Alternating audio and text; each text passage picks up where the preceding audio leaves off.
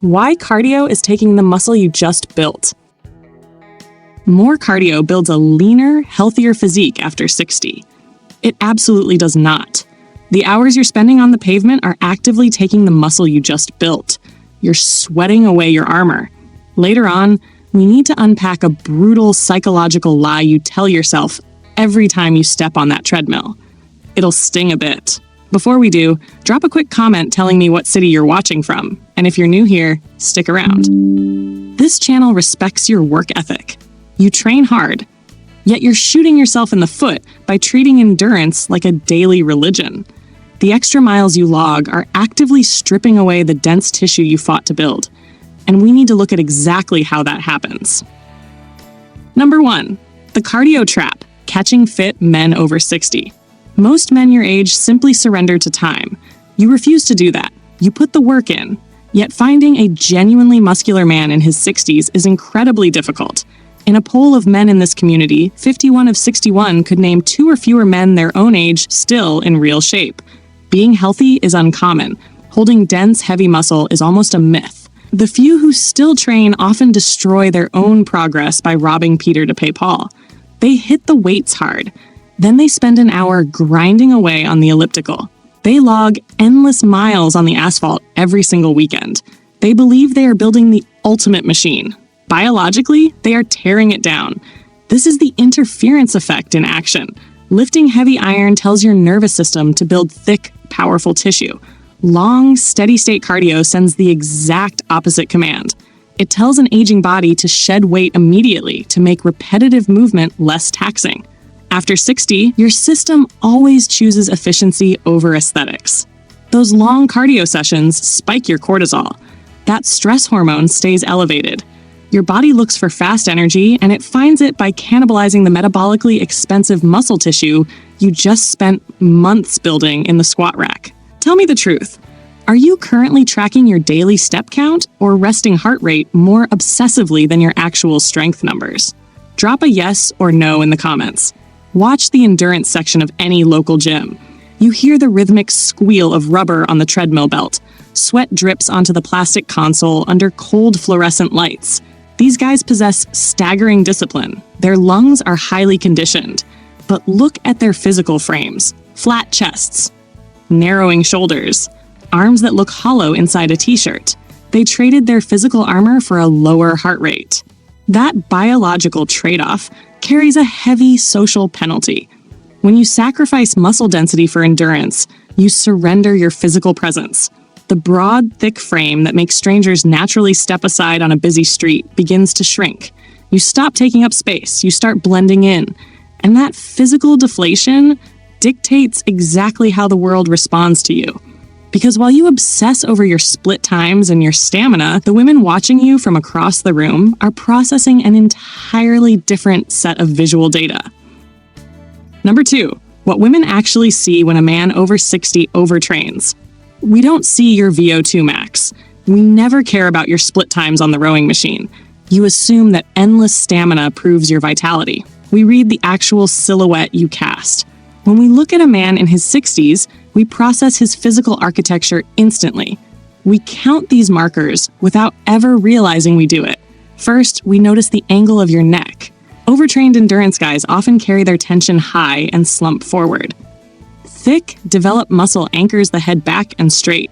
Next, we read the shoulder line. A sharp, bony clavicle poking through a cotton collar signals fragility. The fabric of a polo shirt sloping straight down off the arm tells a primal part of our brain that you lack protective capacity.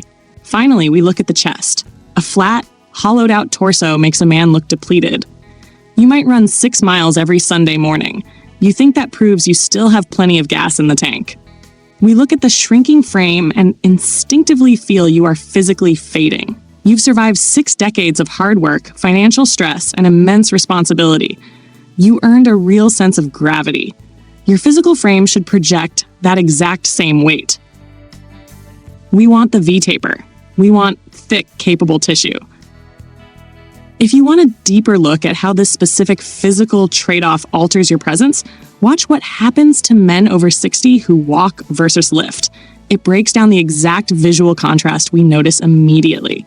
Tell me your experience. Do you honestly believe women your age care more about a low body fat percentage than broad muscular shoulders? Give me your verdict in the comments. We crave the density that comes from heavy iron. Yet so many dedicated older men simply refuse to drop the daily miles.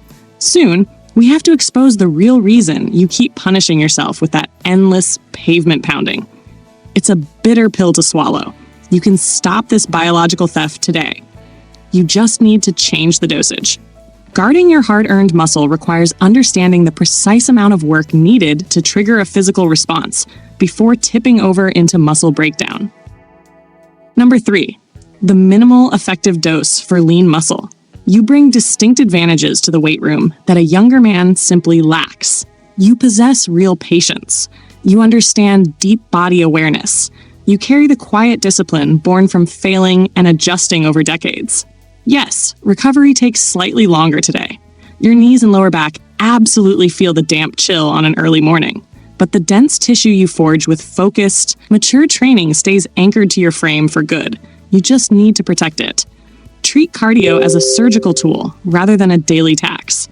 To maintain a powerful engine without sacrificing your broad shoulders, follow 3 critical rules. First, separate the stimuli completely. Stop doing your cardio in the exact same session as your resistance training.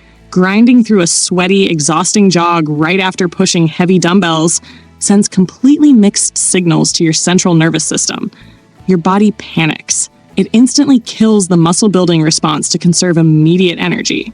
Second, prioritize resistance-based conditioning over empty miles. Trade that mindless hour pounding the asphalt for 15 minutes of dragging a heavy sled across turf. Try setting a treadmill to a steep incline and walking with purpose. Feel the sharp burn in your hamstrings. You still condition the lungs. You completely spare the muscle tissue. Third, aggressively respect the recovery gap. Your physical frame only rebuilds when you rest. Growth happens while you sleep heavily in a dark room, not while your hands actually grip cold iron. Be honest with me right now. Are you currently falling into the trap of doing your cardio directly after lifting just because you are already at the gym? Tell me your exact weekly routine in the comments. Take one concrete action starting tomorrow. Cap your total endurance work to just 2 20-minute sessions this week and place them exclusively on your scheduled rest days. That is your minimal effective dose. You secure the cardiovascular health benefits. You stop the invisible internal theft of your muscle mass. You keep your physical armor intact. You clearly possess the relentless grit to push yourself.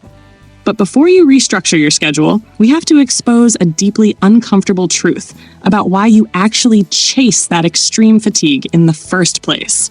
Stay with me right here. I am asking for your absolute focus for a moment. This next truth is deeply uncomfortable, but it is entirely worth getting right. It dictates every single physical result you see in the mirror. Number 4, the lie you tell yourself about endurance. You do not log those endless miles because your heart truly requires them. You run because you are hooked on the sheer exhaustion. You finish your final mile. You step off the elliptical. Your chest heaves heavily. A cold breeze hits your damp skin. The rubber grips of the machine feel slick under your palms. You grab an icy water bottle. A massive wave of relief washes over you. Your brain floods your nervous system with dopamine. You feel completely wrecked. And that is the exact trap. Your mind falsely translates that deep, aching fatigue into physical progress. You learned early in life that hard work requires visible suffering. You equate a completely soaked collar with building a better body. Exhaustion is not a growth stimulus. Sweat is simply water leaving your system. It does not build armor. That burning depletion you chase is the exact biological marker of catabolism. Your brain chemically rewards you for surviving the extreme effort. Meanwhile, your physical body panics. It actively breaks down the thick, dense shoulder tissue you built yesterday just to fund today's unnecessary run. You trade permanent physical presence for a temporary psychological high. This habit quietly ruins older men who possess elite discipline. They work incredibly hard to shrink themselves. If you want to see the exact mechanics of how this specific error dismantles a mature frame, watch the training mistake killing your gains after 60. It explains how blind effort actively backfires? Answer this completely honestly. Do you feel a deep sense of guilt walking out of the gym if your clothes are still dry? Give me a strict yes or no in the comments. You wear that daily fatigue as a badge of honor. You use it as a crutch to feel genuinely productive.